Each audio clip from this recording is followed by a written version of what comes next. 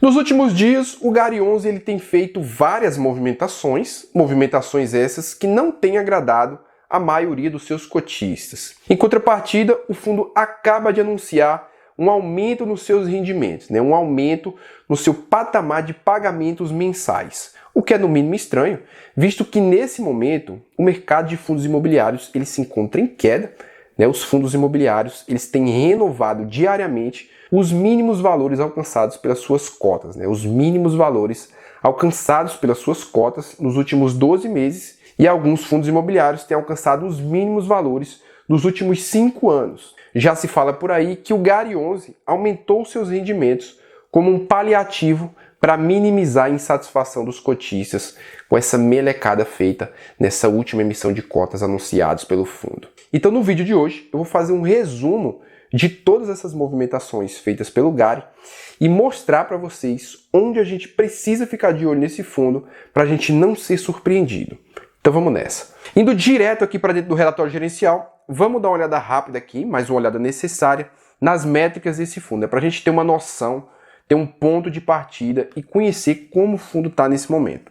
Então eu estou aqui com o relatório gerencial divulgado no dia 31 de outubro, foi o último relatório divulgado aqui pelo Gary 11. Lembrando que esse relatório, assim como todos os outros, eles trazem os resultados do mês anterior. Então, como esse relatório aqui é de outubro, a gente está falando aqui de movimentações e de cenário econômico do mês de setembro. Bem, boa parte das métricas do fundo a gente já conhece, não mudou muita coisa. O patrimônio dele permanece aqui por volta de 1,15 bilhões de reais. Parte desse valor está imobilizado em imóveis, são imóveis comerciais, imóveis de logística e imóveis industriais. E a outra parte desse patrimônio está em caixa, cerca de 190 milhões de reais, a gente vai ver já já. A sua divisão por segmento permanece a mesma, 51% dos imóveis estão alocados em renda urbana e os outros 49% dos imóveis são do setor logístico, mas esse percentual ele vai sofrer alterações porque o fundo ele acabou de anunciar aqui compra e venda de imóveis do segmento de renda urbana. O segmento de renda urbana está até mais aquecido e mais rentável nesse momento do que o segmento logístico. Então, quanto maior a participação desse segmento, na minha opinião, melhor. Seguindo aqui no relatório, ele permanece com 25 imóveis. Esses imóveis estão distribuídos por 10 estados diferentes e entre 6 inquilinos diferentes. Esses inquilinos, como a gente já viu em vídeos anteriores, são inquilinos aqui de excelente qualidade, inquilinos com uma excelente capacidade de crédito. Então, o risco de calote aqui é baixíssimo. Esse número aqui de inquilinos, número de estados onde o fundo ele possui imóveis e a quantidade de imóveis, esses números eles também vão sofrer mudanças, provavelmente já vai vir nos próximos relatórios, porque o fundo ele acabou de adquirir novos imóveis, então vai entrar tanto inquilinos quanto a distribuição e o número de imóveis vão sofrer alterações. O prazo médio dos contratos ele se mantém bem alto aqui, próximo de 15 anos. Isso é um ponto forte do Gary, Prazos mais longos, prazos de contratos mais longos. Eles são como garantias de receitas previsíveis por um longo período de tempo. E esses prazos mais longos aqui eles são característicos de contratos atípicos feitos entre o fundo e os locatários. Que como a gente vê aqui, o Gary 11 ele possui 100% dos seus contratos nessa modalidade, de contratos atípicos. Esses contratos atípicos aqui, eles possuem uma previsão de multas mais altas, em caso de rescisão. Então, muitas vezes, isso compensa mais para os inquilinos terminar o seu contrato, permanecer nos imóveis e terminar o seu contrato, do que rescindir esse contrato. A alavancagem do fundo hoje é de 23%, já foi bem maior do que isso. O fundo ele conseguiu reduzir essa alavancagem com o tempo e também com as movimentações feitas por eles. Hoje o fundo ele possui 261 mil cotistas. No mês passado ele estava com 243 mil cotistas. No mês passado aqui seria no mês de agosto. A gente está falando aqui de setembro, Então no mês de agosto ele estava com 243 mil cotistas. E em setembro ele alcançou 261 mil cotistas. Teve um aumento aqui bem significativo no número de novos cotistas. Sua liquidez média diária estava em 5,1 milhões de reais em agosto e passou aqui para 6,2 milhões de reais nesse mês de setembro. O seu dividend yield saiu de 11,6% ao ano, isso em agosto, para 11,9% ao ano no mês de setembro. Então ele estava pagando aqui quase 1% ao mês de dividendos no mês de setembro e isso é um dos motivos que fez aumentar o seu número de cotistas. Isso acaba atraindo os cotistas. Então, como a gente vê aqui, são ótimas métricas, A gente consegue perceber que o fundo está num claro crescimento de um mês para o outro. Vamos agora ver as movimentações feitas pelo fundo. No dia 27 de setembro, o fundo ele concluiu aqui a venda de um imóvel. Esse imóvel ele estava alocado para o Grupo Pão de Açúcar em Campinas, São Paulo. Esse imóvel ele foi vendido pelo um valor aqui um pouco acima de 30 milhões de reais. E o lucro da venda desse imóvel foi de aproximadamente 6 milhões de reais. Essa venda ela gerou um cap rate de 6,82%, que é considerado um cap rate baixo. Então essa venda desse imóvel aqui do Gary 11 ela foi ok, mas não gerou resultados assim fora da curva. Foi um cap rate considerado baixo. O imóvel vendido foi esse aqui. É um imóvel de renda urbana, é um imóvel pequeno, como a gente vê aqui, ó. Ele tem 2.895 metros quadrados. Já no dia 17 de outubro, o fundo ele anunciou aqui a venda do imóvel locado para a BRF em Vitória de Santo Antão, em Pernambuco. Ele foi vendido aqui pelo valor de 273 milhões de reais, com um lucro de aproximadamente 67 milhões de reais. Esse imóvel aqui, diferente do outro, ele é um galpão logístico que possui mais de 30 mil metros quadrados de área e 30 anos de contratos atípicos. Era um baita contrato, né? Como o gestor descreve aqui, só a venda desse galpão logístico aqui, né, só a venda desse imóvel reduziu em 145 milhões de reais o passivo desse fundo. Passivo é justamente a alavancagem dele, que como a gente viu aqui, em termos percentuais, esse passivo dele está em 23% atualmente. Então essas foram as movimentações de vendas. Já no dia 22 de outubro, o fundo anunciou que assinou um compromisso, um contrato de compromisso de compra de 15 imóveis do Grupo Carrefour. O Grupo Carrefour é um excelente inquilino, possui um rating de classificação aqui AAA, que é a melhor classificação possível dada por uma empresa. Então o risco de calote aqui desse inquilino é muito baixo. Esses imóveis, eles são do formato Big Box de varejo, que são aqueles galpões enormes, normalmente vendem alimentos e outros produtos em atacado. Embora sejam aqui do Carrefour, esses imóveis eles estão com a bandeira, com aquela fachada do atacadão. Essa compra dos 15 imóveis, ela já veio com todos os imóveis locados, locados justamente para o Carrefour e com um contrato atípico de 13 anos. 40% dos imóveis estão localizados no estado de São Paulo e o restante aqui estão distribuídos por outras regiões do país, com a maior concentração aqui pelo centro-oeste. Então olha só, o Gary 11, se a gente der uma olhada aqui no relatório do Gary 11, ele já tinha uma concentração em imóveis, já tinha uma concentração alta dos seus imóveis aqui na região Nordeste. Como a gente vê aqui, 16% dos seus imóveis estão localizados em Pernambuco, 13% na Bahia, 6% em Alagoas e aqui, dentro de outros, uma parte dos seus imóveis estão localizados aqui na Paraíba e outros estados do Nordeste. Então o fundo ele tem mais de 35% dos seus imóveis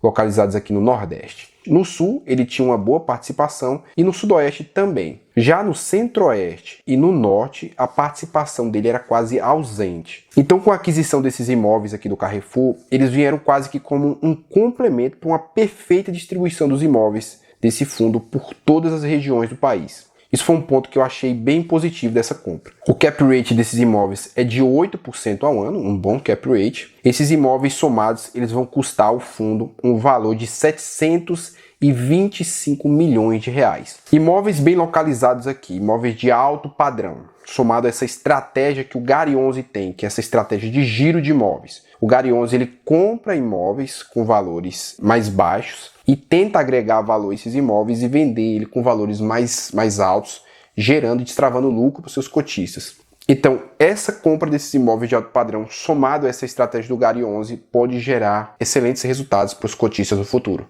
Bem, essa aquisição ela seria uma maravilha se a gente não estivesse atravessando por uma das maiores quedas no mercado de fundos imobiliários, o pessimismo tomando de conta ainda os cotistas de fundos imobiliários, alta na taxa de juros, inflação indo para a lua. Isso sem falar aqui que o próprio Gary 11 ele já se encontra hoje com uma alavancagem de 23%, 24%, que não é uma alavancagem baixa, certo? Estava bem maior do que isso, reduziu. Parabéns aos envolvidos, parabéns à equipe de gestão, mas continua alta, meu patrão. O fundo hoje ele possui 190 milhões em caixa. O fundo não deixou claro, mas acredito que esse valor do caixa aqui, esse valor de 190 milhões, eles se somam ainda aos valores de 30 milhões e 273 milhões dos imóveis que ele fez à venda. Se a gente somar esse valor aqui de 190 milhões que está em caixa com os valores das vendas dos imóveis, dá um total aqui de 493 milhões de reais e esse é o valor que eu acredito está hoje no caixa do Gary 11. A equipe de gestão, ela não menciona se pretende fazer o uso desse dinheiro aqui para pagar, também fazer o pagamento desses imóveis, mas eles acabaram de fazer o anúncio aqui de uma emissão de cotas, vai ser a sua 6ª emissão de cotas, e com o valor dessa emissão, eles vão fazer o pagamento desses imóveis. Essa divulgação dessa emissão aqui deu o que falar essa semana, então a gente vai dar uma olhada aqui no prospecto dessa emissão para ver o que foi que eles aprontaram.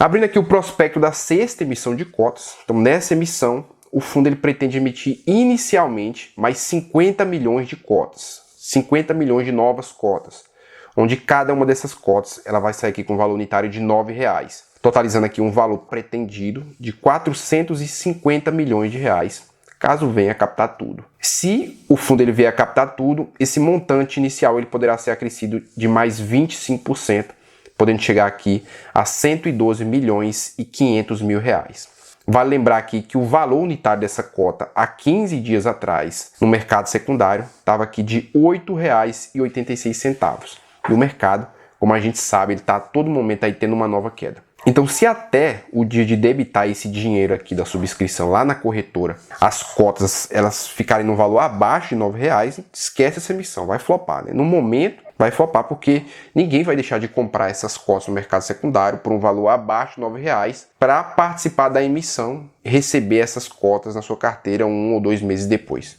No momento que eu estou gravando esse vídeo aqui, o valor patrimonial da cota está em R$ 9,00 redondo, R$ 9,00 fechado aqui. Então, o valor unitário dessa emissão veio exatamente o valor patrimonial da cota, como o gestor ele descreve aqui no prospecto. Porém, tem uma pegadinha aqui, ó. Dentro desses R$ 9,00 aqui do valor que veio na emissão, já estão considerados os custos da emissão de cada uma dessas cotas. Esse custo da emissão é de 40 centavos. Então, 40 centavos dos R$ 9,00 que foi anunciado aqui nessa emissão de cotas, 40 centavos são de custos de emissão. Então, no final das contas, se a gente for ver aqui, ó, o valor dessa emissão foi de R$ 8,60. E os 40 centavos, eles não integram o valor da cota, já que eles são custos de emissão. Eles estão fora do valor, de fato, do valor da cota. Ou seja, essa emissão ela foi feita abaixo do valor patrimonial. E isso daqui, pessoal, por si só, já é uma falta de respeito com os cotistas. Com todo respeito aqui à gestora Guardian, né, que é a gestora do Gari 11, mas isso aqui ficou feio, né? A intenção foi boa, o negócio era excelente se feito em outro momento do mercado, mas a gestora ela tem que aprender que não fazer nada em certos momentos é a melhor opção. Agora vamos aqui para a página 87 desse prospecto, que inclusive é um prospecto gigante, né? Ele tem 230 páginas, mas eu fui vendo aqui as partes mais importantes que a gente precisa ficar de olho. Aqui na página 87, ele fala sobre o comissionamento dessa emissão de cotas. Que em outras palavras, né, esse comissionamento aqui, ele é a soma de algumas taxas que são cobradas nessa emissão. Olha só o que eles descrevem aqui nessa seção de comissionamento. Pela coordenação e estruturação da oferta, bem como pela distribuição das novas cotas, o fundo pagará com recursos próprios ao coordenador líder à vista e em moeda corrente nacional em até um dia útil da data de liquidação por meio de depósito ou transferência eletrônica disponível, que é o TED, ou outros mecanismos de transferência equivalente, em conta corrente indicada pelo coordenador líder, as seguintes comissões e remunerações. Então, será devido à comissão de coordenação e estruturação, o percentual aqui é de 1,35%, e também a comissão de distribuição, num valor aqui equivalente ao percentual de 2,50%. Então vamos descendo aqui. Todos os custos e despesas da oferta serão de responsabilidade do fundo. Rapaziada, quando você vê aqui o fundo que irá pagar os custos, o fundo somos nós cotistas. É com o nosso dinheiro que eles estão pagando essa emissão. Isso é uma falta de respeito, rapaziada. Olha só aqui essa tabela aqui, ó. Nessa tabela aqui, eles trazem todos os custos que serão cobrados nessa emissão. Que quando a gente soma aqui todos esses custos dessa coluna aqui, eles dão 40 centavos por cota. Se captado tudo que eles pretendem captar nessa emissão, que são os 450 milhões de reais, o custo total dessa emissão será de R$ 20.106.804. Rapaziada, isso daqui é muito sério, ó. Eles estão pagando com o nosso dinheiro os custos da emissão. Os custos da entrada de novos cotistas. Porque essa emissão de cotas aqui, ela não tem exclusividade para quem é cotista do fundo. Você não precisa ser cotista do fundo para participar dessa emissão. Mesmo que você não tenha cota nenhuma, você pode ir lá e participar. Eu acho uma baita falta de respeito, principalmente com quem vem investir nesse fundo desde lá do começo. Quem acreditou nesse fundo quando ele estava em um momento que estava desacreditado pelo mercado. Essa parte ela é bem interessante. A gestão ela assumiu o compromisso de compensar esses custos que eles empurraram na gente, esses custos de taxa de emissão, reduzindo a sua própria taxa recebida de gestão até que 60% desse valor que foi retirado do fundo ele seja alcançado. Então vamos lá, para a gente entender isso aqui. Vamos supor que o fundo ele captou tudo, ele captou os 450 milhões de reais aqui. Como a gente viu, 4,47% desse valor é de custo de emissão. Esses 4,47% dos 450 milhões aqui, eles dão justamente os 20 milhões de custo de emissão. Isso caso o fundo ele venha captar tudo. Esses 20 milhões, eles serão pagos pelo fundo, ou seja, eles vão ser pagos por nós cotistas. Todos os meses, quando o fundo ele recebe dos inquilinos os valores dos aluguéis, uma parte desse valor que é recebido, ele é destinado ao pagamento da equipe de administração e de gestão do fundo. A gente vê aqui que nesse mês de setembro nós tivemos 938 em milhares de reais, ou seja, 938 mil reais. Quase 1 milhão de reais por mês foi destinado aqui ao pagamento da equipe de gestão. Então nessa emissão, eles estão se comprometendo a quitar 60% desses 20 milhões aqui, que é o custo total de emissão, retirando, eles vão pagar esses 60%, retirando desse valor que o fundo paga para eles todos os meses pelo trabalho de gestão do fundo.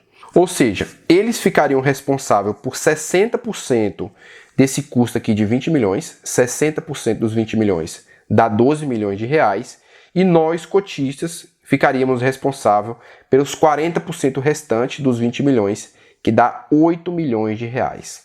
Porém, esse pagamento aqui dos 60%, eles estão condicionados a duas coisas. Primeiro, o fundo ele se compromete a pagar esse valor aqui de 60% apenas se houver a captação mínima da oferta. Se a gente ver aqui no prospecto, a gente vai ver que a captação mínima para esse fundo é de 5 milhões de reais. Rony, captou abaixo de 5 milhões de reais. O que acontece? Já era. Emissão flopada. E o segundo condicionante é se tudo der certo aqui, se a captação der certo, essa redução do valor pago aqui à gestora ela será iniciada no dia 1º de janeiro de 2025 e só poderá ser reduzido 30% do valor pago mensalmente à equipe de gestão. Então, supondo que seja devido aqui à equipe de gestão lá em janeiro de 2025, o valor aqui de 938 mil reais. Vamos supor que repetiu esse valor aqui, é 938 mil reais, que é devido à equipe de gestão lá em janeiro de 2025. Só poderá ser reduzido desse valor apenas 281.400 reais. Esse 281.400 é justamente 30% desse valor aqui recebido pela equipe de gestão, esse valor de 938 mil.